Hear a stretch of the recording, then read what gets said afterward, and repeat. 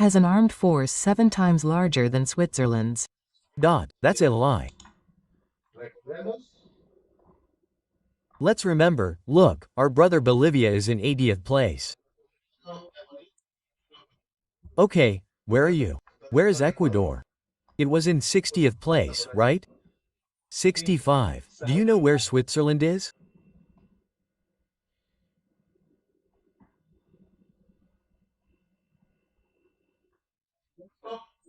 In 44th place, above Chile, Colombia and Peru.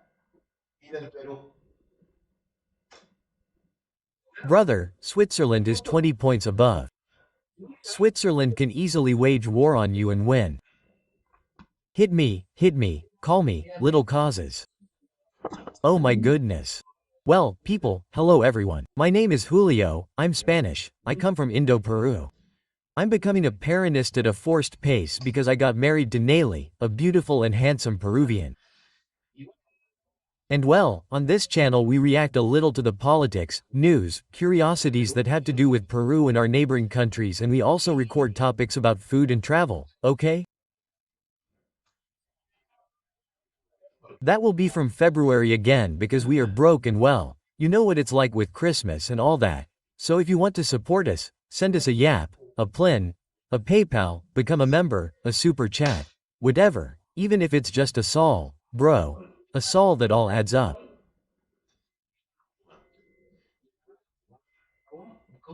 And speaking of adding up, how do you feel if someone tells you that there is an Ecuadorian candidate for president who thinks his army can beat Peru?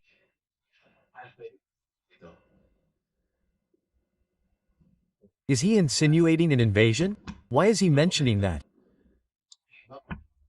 Anyway, let's see this sub because that's how it is. You have to be an idiot to say that, but well, I say idiot because who the hell is going to believe that Ecuador, and this is not bad vibes against Ecuador, but seriously, Ecuador militarily is infinitely below Peru. Why? Well, look, the firepower index that we have touched on because we have done several reports. Okay, these days and no, and I have not removed it from here.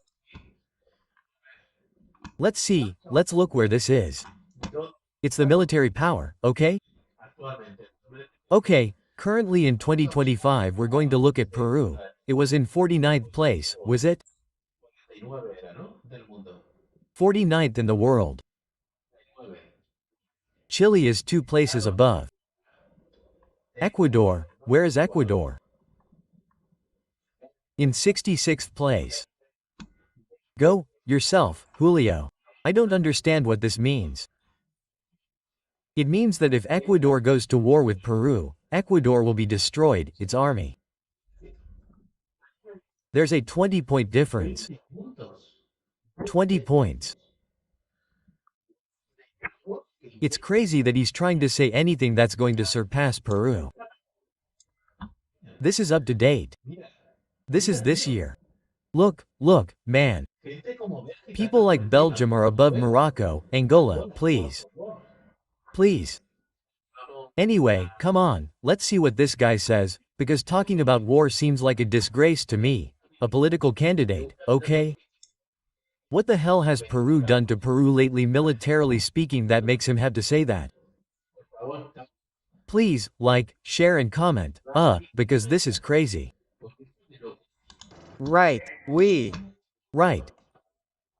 Now I have to put the audio here because I forgot, huh? It's crazy, man. He talks about these issues. What does he want? To incite Ecuadorians to go to war with Peru. Right. We're looking for our artillery plan against crime. We want that if we have a war, the dead aren't ours. The dead aren't the innocent children who die as victims of a stray bullet. If instead of going to Peru to pay $325 in Piura, why don't you come and give a job to a prisoner? Ecuador has armed forces. What? An Ecuadorian prisoner instead of going to pay the... I mean, what are you saying? 7 times bigger than those in Switzerland. Hello, what? An Ecuadorian prisoner has armed forces 7 times bigger than those in Switzerland. Lie. Let's remember. Look, our brother Bolivia is in 80th place. Okay, where is Ecuador? It was in 60th place, right? 65. Do you know where Switzerland is?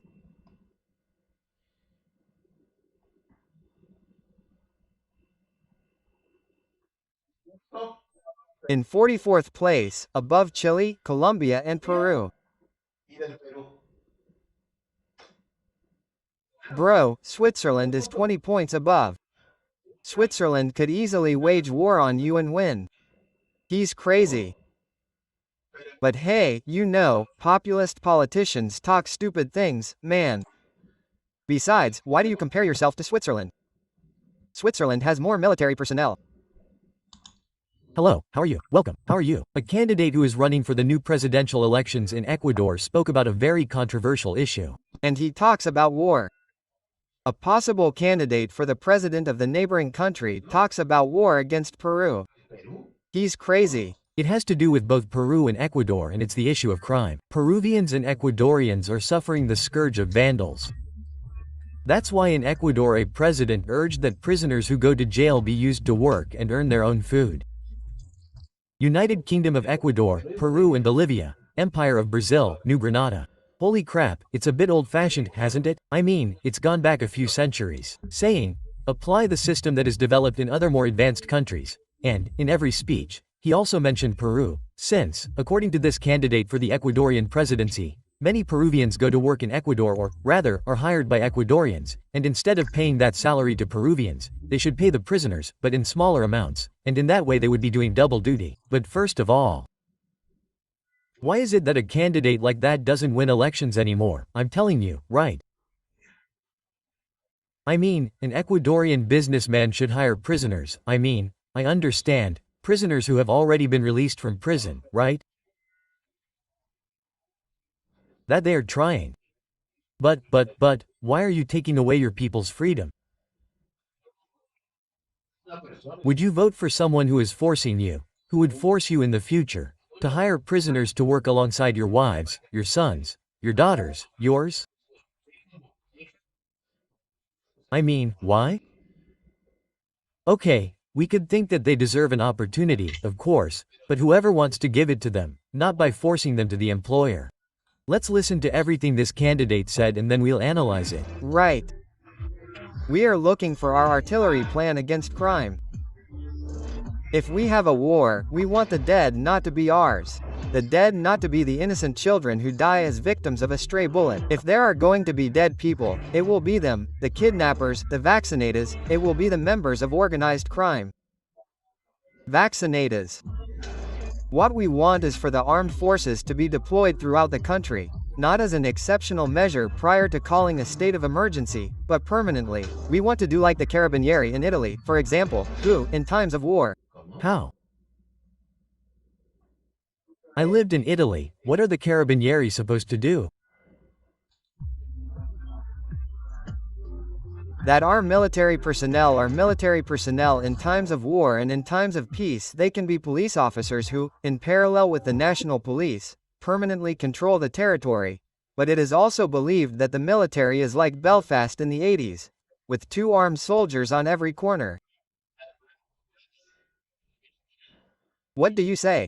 The prisons should be controlled, our reservists should control the prisons, and the national security forces should go home. The national security forces should disappear, right? Because they are losing the most wanted people. You are going to put the armed forces in charge of managing the prisons. Your proposal. Yes, permanently through the more than 100,000 reservists. Ecuador has 7 armed forces. But a reservist is a military personnel who has entered civilian life, and most of them would even be advanced in age.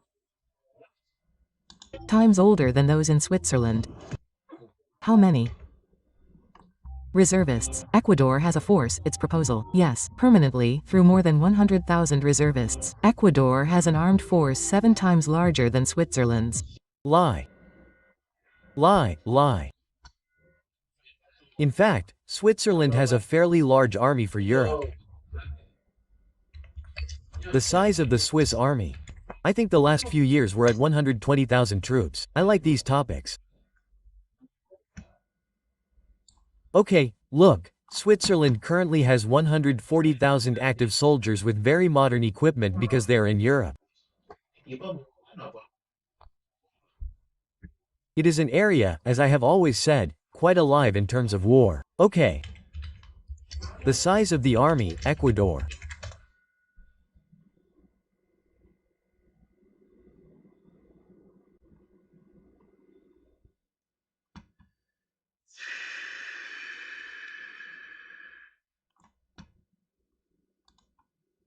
$43,000 members.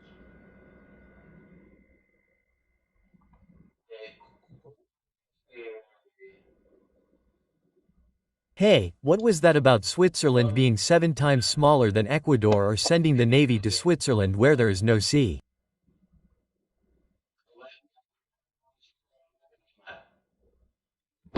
And the Air Force does not conquer a country. It can drop a couple of bombs on you, but it does not conquer it. You need the bones of the ground army. Do you see how he's an idiot, man? Switzerland's army is 3 times bigger than Ecuador's and much more modern. Okay, regardless of possible allies, Switzerland obviously has many friends. I don't think Ecuador has that many, I'm telling you. I mean, NATO goes to your head, just like that. But no, he's an idiot, you see? I've shown that he's an idiot, man. What do you think of this politician? I think it's time we use our armed forces fully for internal control. Also, we want prisoners in prisons to work like Chinese people. We have the Chinese plan. On top of that, it's racist, man. How can I say, work like Chinese people, man? Ecuador doesn't have a Chinese population. Peru has Chinese people and obviously people of Chinese descent, right? They're very good people. Why? Why are they so cystic, man? Let them work like Chinese people. Also, we want prisoners in prisons to work like Chinese people. We have the Chinese plan, a humanitarian center for inclusion and new opportunities. What does that plan consist of? That the state, or if it is decentralized, the municipalities can sell the labor force from those prisons. That is to say, that these prisoners can work, for example, in Maquilis, that you can tell Tommy Hilfiger, to Coastal, hey, instead of going to pay $385 in Maquilis for a Chinese worker in Shanghai, pay $3. It's almost like slavery. Don't pay for a Chinese worker, pay for a prisoner. For a prisoner in Ecuador, instead of going to Peru and paying $325 in Piura, why don't you come and employ an Ecuadorian prisoner? That way.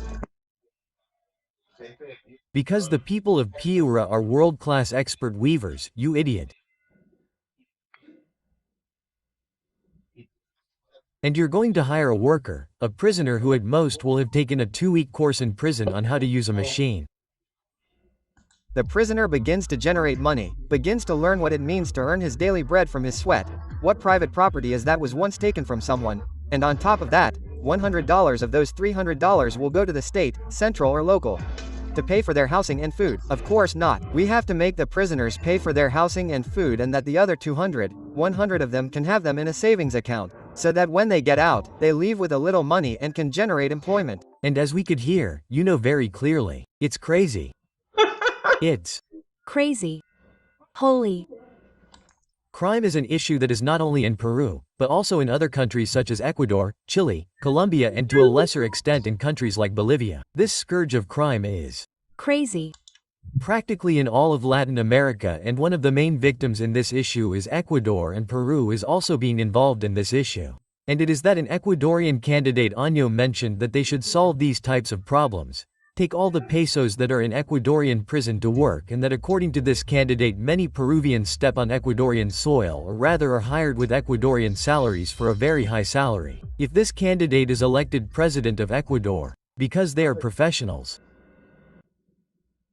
A prisoner, excuse me, but he has no experience. He may have a degree from a 2-week course in prison, but he has experience. Peru has very good weavers. Peru is a country that produces a lot of clothing worldwide.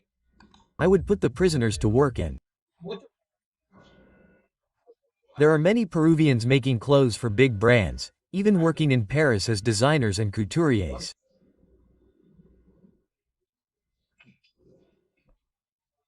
Are you going to change all that tradition for prisoners who don't know how to do the job?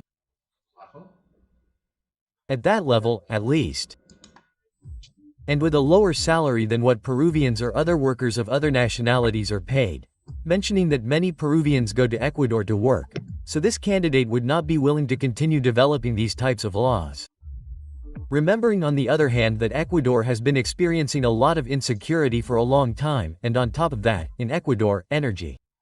Sure, you're going to fix insecurity by putting a bunch of people in jail in all the companies, most of whom will be good people, but how many of them will be bad? How many of them will be in power? The electricity supply is not continuous and there are several hours when there is no electricity, so the next president has to take very drastic measures. But after hearing what this candidate for the Ecuadorian presidency said about the issue of security and how he also mentioned Peruvian workers, I would like to know what you think about the box. Well, that guy, Mr. What's his name? Luis Felipe Tilleria is crazy. He's a racist. And he's an idiot.